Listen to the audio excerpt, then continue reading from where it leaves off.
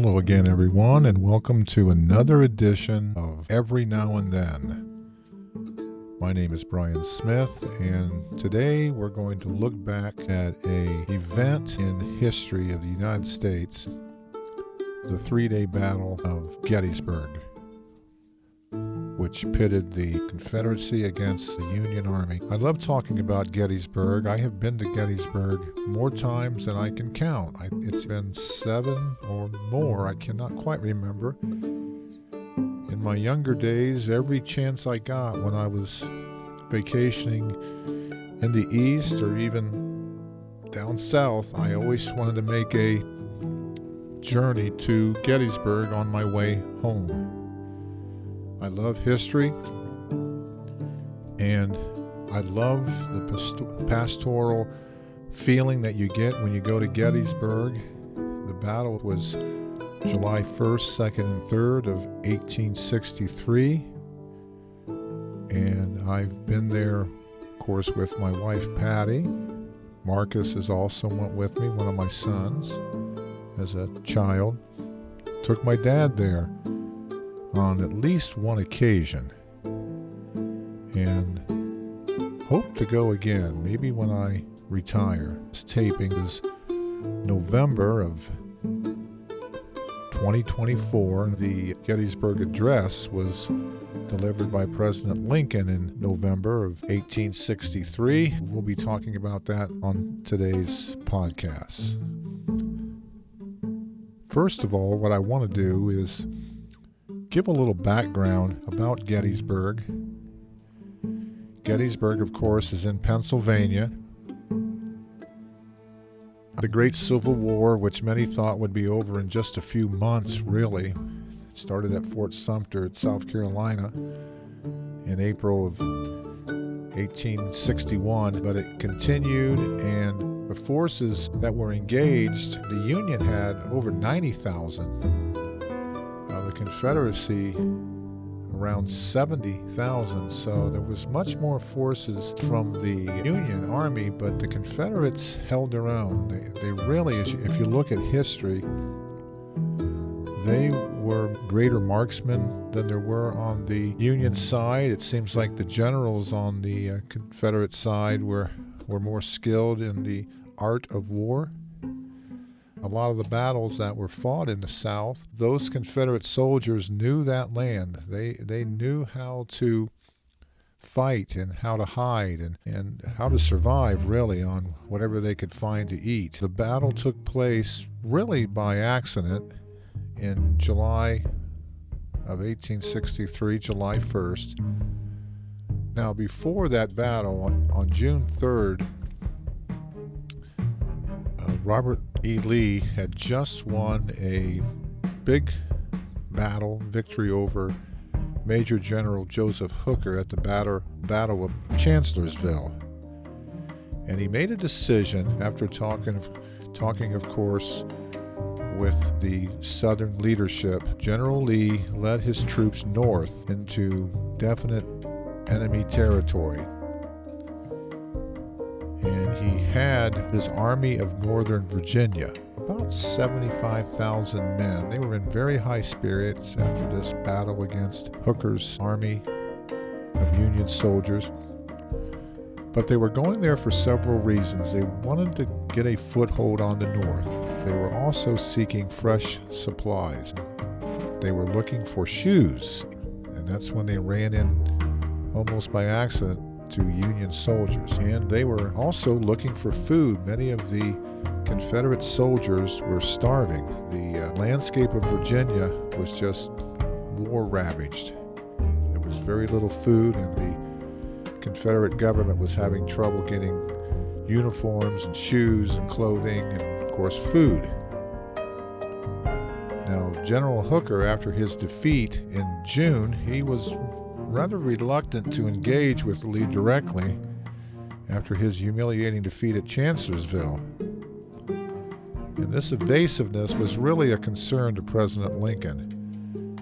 And Hooker was ultimately relieved of duty about late June 1863, and his successor was Major General George Meade. who was given the order June 30th, came pretty much as a surprise to him. Now, Meade's first battle as the leader of the Union Army was at Gettysburg.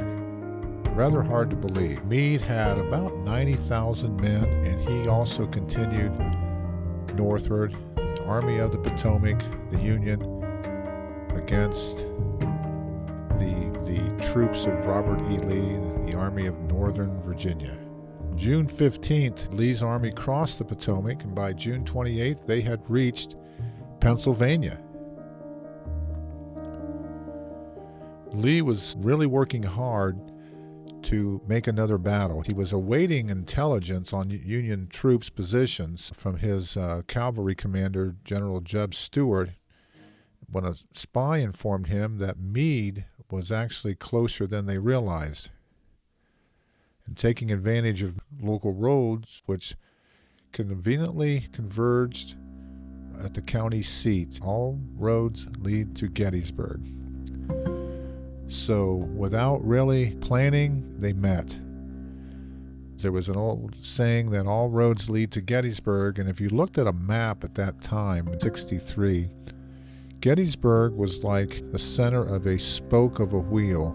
The circle was Gettysburg, and all those roads led to Gettysburg. And again, I have been to Gettysburg many times. It's a little hard to get to from Ohio. A lot of times I would go there on my way home from being down south vacationing. A little bit easier drive. I remember leaving Ohio and going through Pennsylvania. Very long state. It takes several hours to get through it. And the drive going through some mountainous areas and Route 30. Sometimes it was a little treacherous. The northern route was much different because of the interstate. But once we would get to Gettysburg, we felt like we could relax. I remember distinctly one time on our way to Gettysburg, and about 30 minutes out, we came to a really lovely festival. They were having a huge garage sale throughout the entire town. They still have that garage sale every year in September. Even though we were close to our destination, we decided just to stay there for several hours. We ate lunch there. We went through the entire town, lovely town, and got some Gettysburg relics. They really celebrate the battle and history in North versus South, and a lot of United States memorabilia in these surrounding towns. And I remember getting some nice things. I got a piece of wood, for example, from Devil's Den, which anyone who's been to Gettysburg knows what I'm talking about. And it was just such a lovely, lovely time. And then we headed into Gettysburg. I remember another time we started off coming to Gettysburg from a southern direction, and we were coming back from South Carolina. And just as the sun was coming up on that summer day, we headed into Gettysburg in battlefields, and it was just such an incredible moment. There was nobody out but us. It was about 5 in the morning, sun coming up. We could see the sun glistening on the statues and some of the framework out that has been built around Gettysburg. There was many battles all through that entire county, not only in Gettysburg, but all throughout the surrounding area. But the main area of the battle has been called the most perfect battlefield in the world because it is a rather flat area. Surrounding it is little hills and bigger hills and mountains, and it's massive. It's several miles in diameter. It just seems to be the perfect battlefield for a classic war. Almost 94,000 of the Union Army with George Meade, newly appointed Major General, versus the wily and experienced Robert E. Lee, about 72,000. So they had about a 20,000 man advantage. But Lee was fearless. He was very aggressive, and he had no doubts that he was going to win. So by July 1st, early that morning, a Confederate division under Major General Henry Heth marched toward Gettysburg, looking to find some supplies, including shoes, food, things like that. And in an unplanned engagement, they confront Union Cavalry Brigadier General John Buford. All these names are very famous in the area of Gettysburg. Buford has a street named after him, and many of these men do. And Buford was able to slow the Confederate advance until they got to another skirmish against General John F. Reynolds, who arrived. Reynolds was killed in action, and I've been to the room in Gettysburg where he passed away, and they say that his spirit is still there. And of course, you hear a lot of stories like this in Gettysburg. If you go to Gettysburg, and I would recommend everybody do that. There's a lot of ghost stories, and we used to love to, in the evening around 7, 8 o'clock as the sun was going down in the summer, just walk toward the town of Gettysburg and hear all the stories and so forth. And I will be telling some ghost stories here on this podcast. By late afternoon, the troops wearing wool, it was hot, 100 degrees, July 1st, 2nd, and 3rd. Can you imagine fighting in wool uniforms?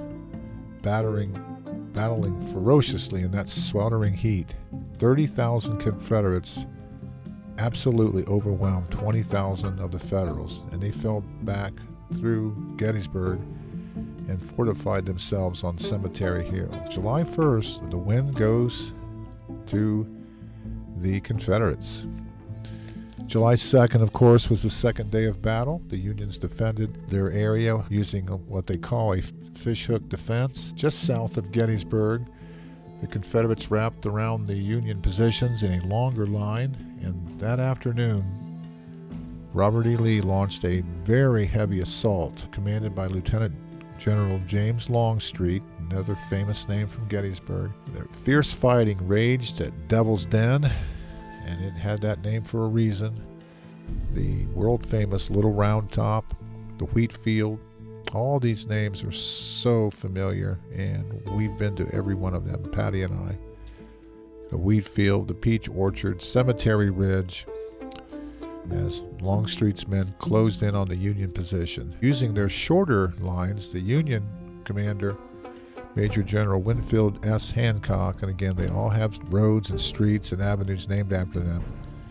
They moved quickly to blunt the Confederate advances. On the Federal right, Confederate demonstrations escalated to a full-scale assault on East Cemetery Hill and Culp's Hill.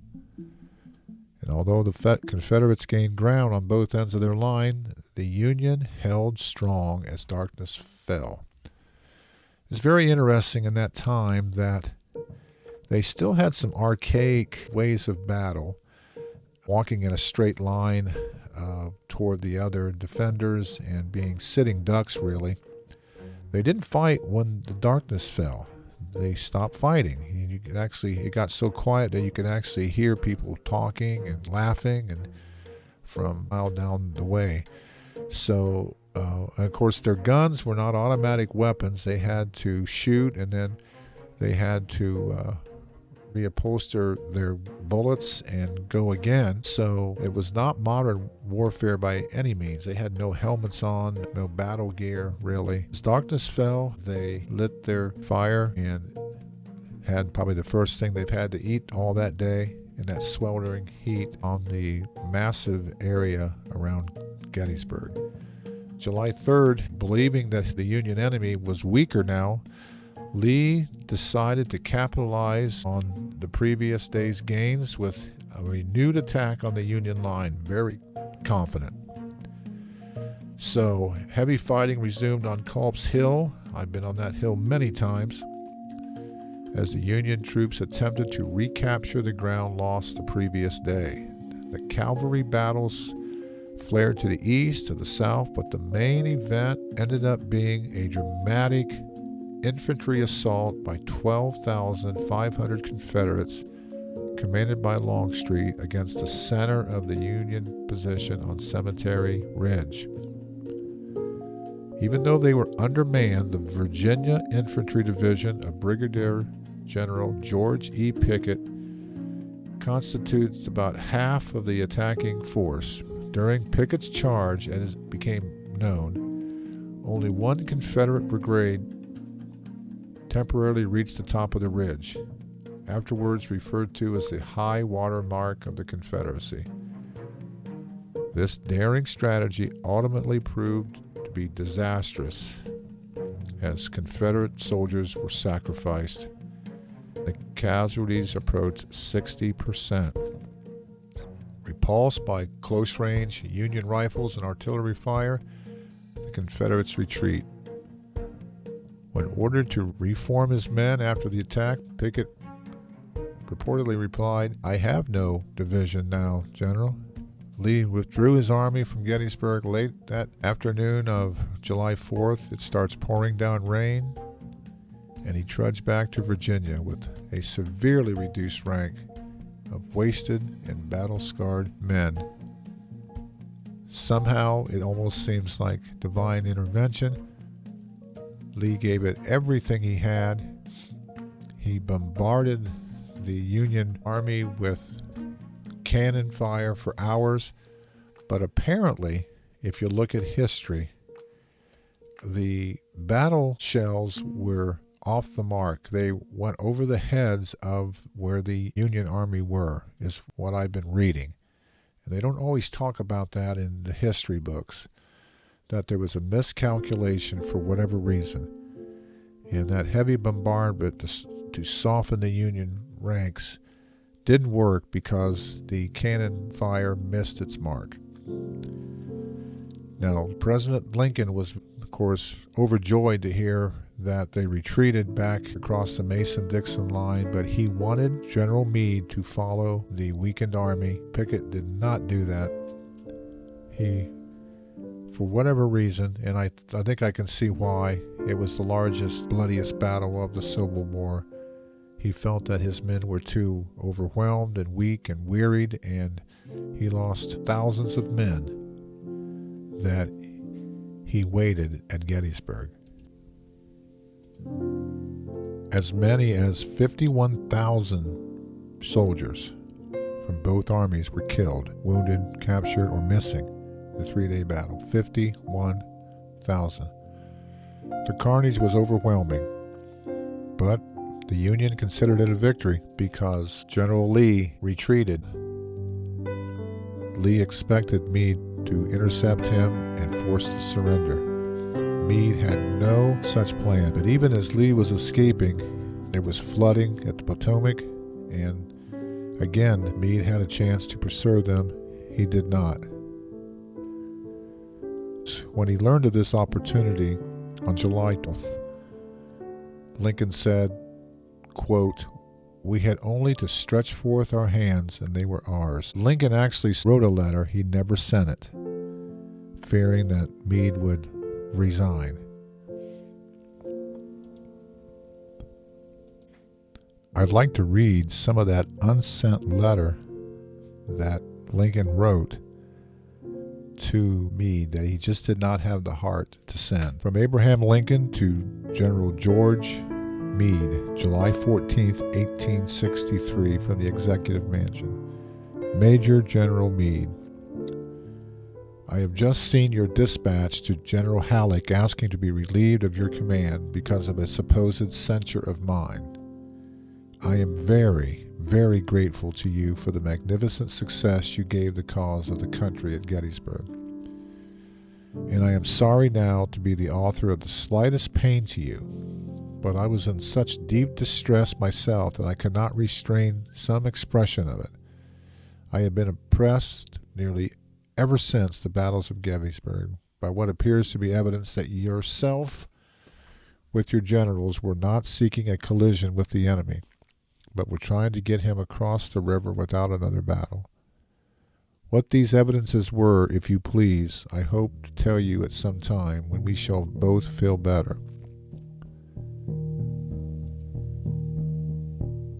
My dear General, I do not believe you appreciate the magnitude of this misfortune involved in Lee's escape. He was within your easy grasp, and to have closed upon him would, in connection with our other late successes, have ended the war. As it is, the war will be prolonged indefinitely. If you could not safely attack Lee last Monday, how can you possibly do so south of the river, when you can take with you very few more than 2/3 of the force you had in hand? It would be unreasonable to expect, and I do not expect you can now effect much. Your golden opportunity is gone, and I am distressed immeasurably because of it. I beg you, not consider this a prosecution or persecution of yourself. As you had learned that I was dissatisfied, I have thought it best to kindly tell you why. It was found in Lincoln's desk after he had passed away. Now, there were some true heroes at Gettysburg, too many to mention probably. One that stands out for me, and one man who really helped turn around the battle, because the Confederates won day one, was Colonel Joshua Chamberlain. He led the 20th Maine, and really he became a Civil War legend. On July 2nd, 1863, Chamberlain's regiment was tasked with holding the Union's left flank at Little Round Top. Now, I've been to that area many times. I'm attracted to it. I've climbed up that little mountain. It's a big hill, or a little mountain, whatever you want to call it, and a lot of brush there. It's about a 30-degree angle.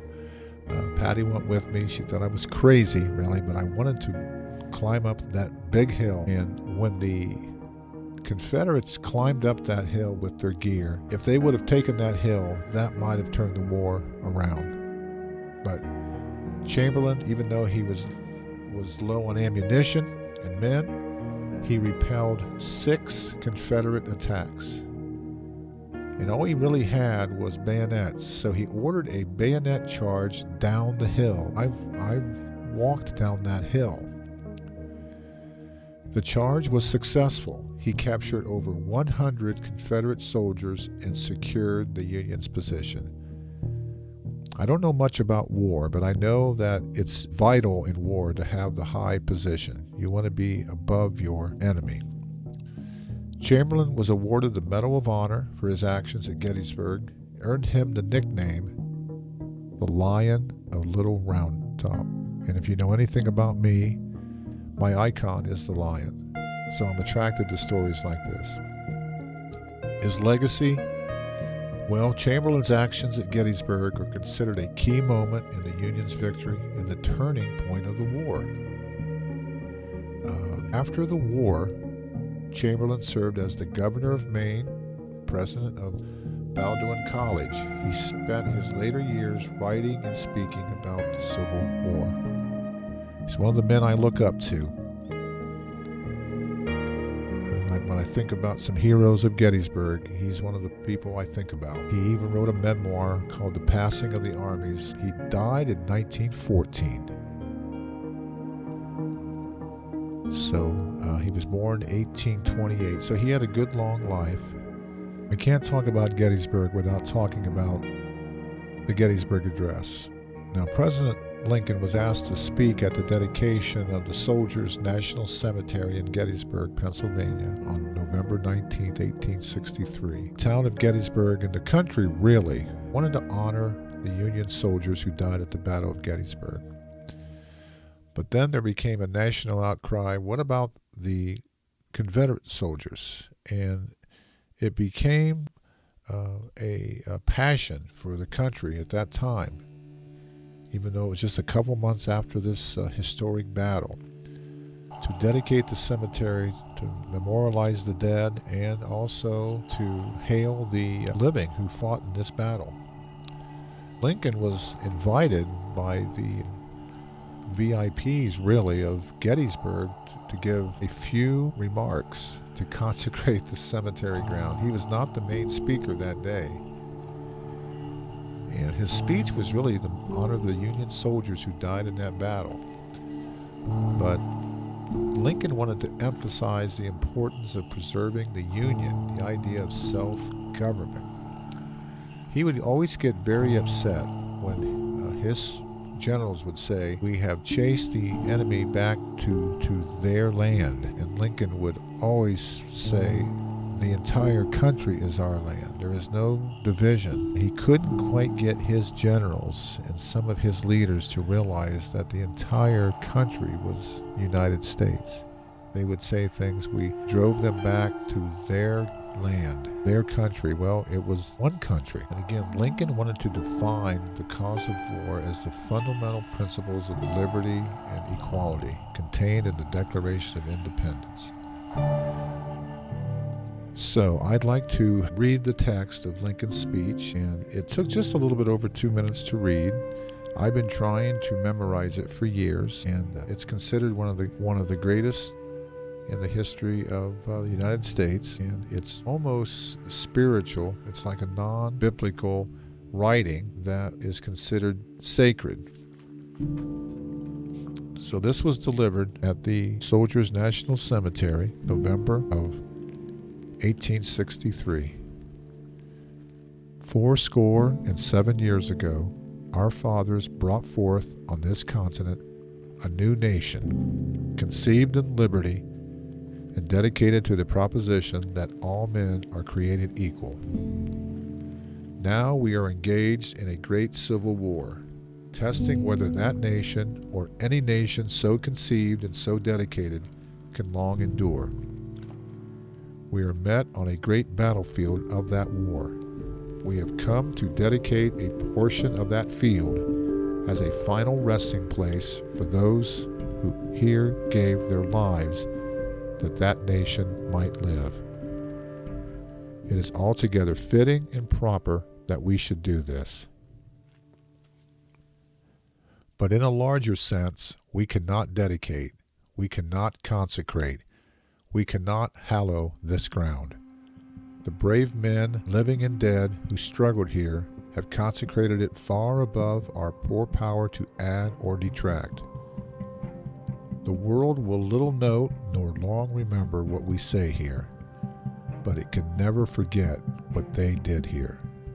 It is for us, the living, rather, to be dedicated here to the unfinished work which they who fought here have thus far so nobly advanced.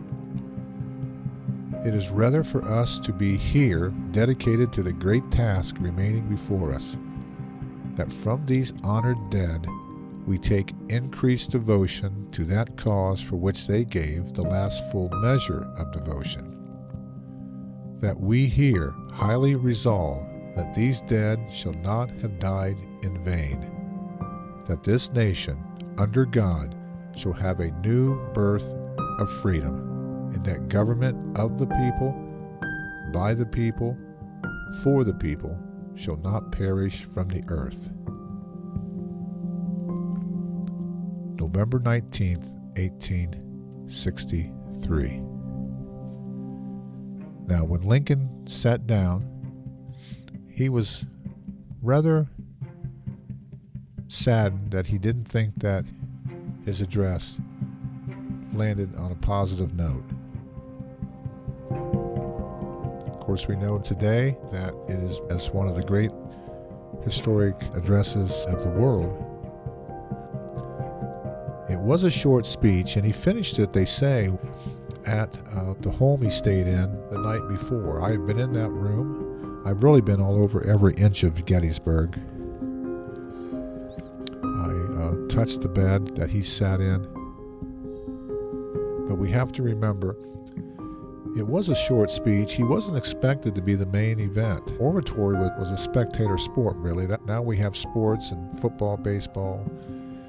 In the 19th century, it was speaking, and the most celebrated orator of the time, Everett, was the main speaker. He spoke for 2 hours, Lincoln for just over 2 minutes. But again, I do want to say that if you have a chance, if you haven't been to Gettysburg or haven't been there for a while, I would encourage you to go. I want to go back one more time. I've been to the train station where Lincoln got off and took a carriage ride where he stayed that night. I've been all through the town. I've been to every part of the battlefield and the cemetery where he gave the speech, and I have walked miles. I remember so many times walking and just collapsing on the bed at the end of our day. And I do have one ghost story to tell. It was as the sun was going down, it was still light out. Patty and I were walking out one last time because we liked to walk in Gettysburg as the sun was starting to go down. It just had a different ambiance to it. So we're walking. There's not too many people out, and it's starting to get toward dusk. There's some tall grass, and vision was not great. And it's just us walking out there. Very few people out there at this time. We see in the distance a flag, like someone's carrying an American flag. And it was an old flag at the Civil War time. It wasn't like a brand new American flag. And as we got closer and closer, we realized that we couldn't see anybody carrying the flag. And I'm not joking. I'm not trying to put more into this. I started to get a little nervous. It's like, what am I seeing here? And Patty looked at me and said, "Are you seeing this?" I said, "Yes." I said, "What is that?" And they say that when people see an apparition or whatever, they freeze. And I thought, well, I can't believe I would ever do that. But when I got within about 20 feet of the flag that was moving by itself, and I froze. And I can honestly say I've never been that scared in all my life. But I got, for just a second, a little bit spooked. And I stopped. I thought, Patty, we better not go any closer. What is that? So that's my ghost story of Gettysburg. There was nobody else around, and we saw the flag for a long time. We just thought the tall grass, somebody's carrying it. And as we got closer and went up to it, trying to see where the guy was going, nobody was carrying that flag. And if it was just me, I could say maybe I'm hallucinating and don't know anything. But if you talk to Patty, she said the same thing, and we just looked at each other and we just said, well, I think that's it. And I always say if I ever see an apparition or paranormal, I won't be afraid. But I froze in my tracks that day. We've stayed at a lot of the motels, hotels. We stayed at one years ago, back in the 90s, where was all right there, built on the battlefield. They ended up tearing that down. That was quite an experience, sleeping remotely in this old hotel room. We've walked every inch. We've been to the museums, and we've heard all the stories. The story of Jenny Wade and Culp's Hill. And they used to have several towers there. They have one that's still there, and we went up into that one. That's about 100 feet in the air. That one scared me, climbing up that with those rickety stairs. But what a view we had when we got up there. Took my dad there, like I said, a couple times. He caused me to have a wreck one time, trying to give me directions and telling me to go one way then the other. And he caused me to have a wreck. And looking back, that it was maybe he was going through some dementia or something. But that was not a good time. So he didn't like to walk. He would sit in the car when he went with us, and we'd walk for hours. He just had a drink, and he would just sit there waiting for us to come back. Never turned the radio on. Nothing. We'd come back 3 or 4 hours later. A couple times we bit off more than we could chew, and we'd be out walking for hours and hours and hours. And I remember one time walking through the wheat field and the peach orchard, Devil's Den, and ran out of water, and it's 100 degrees, and how tired I was. I thought, oh, this is bigger than it looks, thinking I could walk it within a half hour. And next thing I know, it's 2 hours and we're still walking. We walked up Little Round Top, Big White Round Top. If you ever go, try going at dusk. We took a drive even as it was dark, and that was a little spooky. I got to admit, there's a feeling there with the paranormal. And of course, all the paranormal people go to Gettysburg. So that's pretty much my Gettysburg story. We've had some wonderful times there. Marcus enjoyed it. It was nice having him go. I have hundreds of pictures, which I put on my Facebook page.